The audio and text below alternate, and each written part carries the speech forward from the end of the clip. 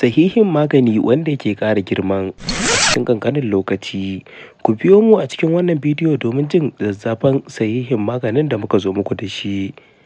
Masu sauraro Assalamu alaikum, barkanmu da wannan lokaci, barkanmu da kasancewa da ku a cikin wannan tasha tamu mai farin jini wato Katabi News TV.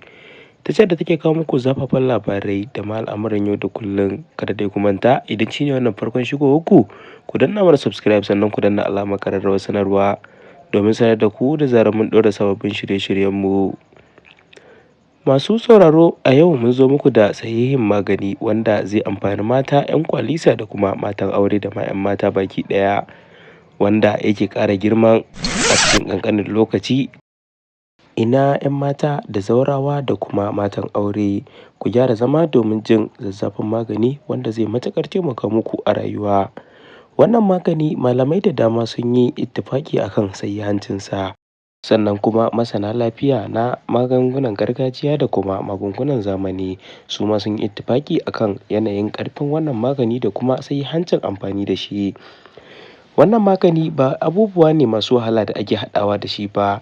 Idan kuka biyo mu a cikin wannan bidiyo za ku ji cikakkun abubuwan da ake buƙata domin kammala wannan magani wanda zai ƙara wa ɗinku girma a cikin ƙanƙanin lokaci.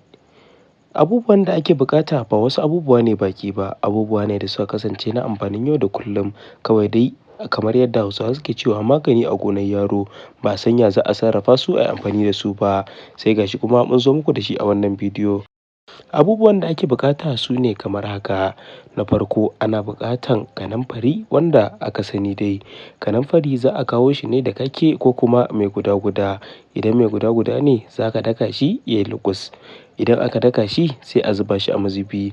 Idan kuma dakakken kanamfari kika samu, to za ki zo da shi ne a haka, yayin da za ki zuba shi a mazubi sannan ki zuba ruwa kaɗan wanda bai kai rabin lita ba.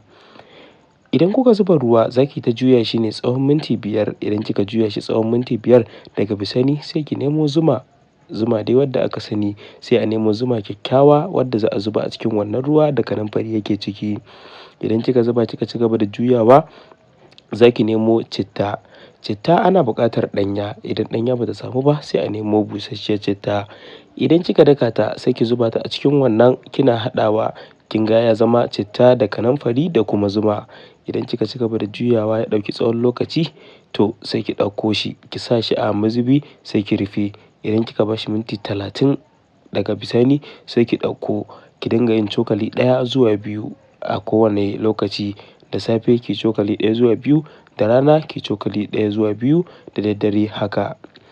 Sannan kuma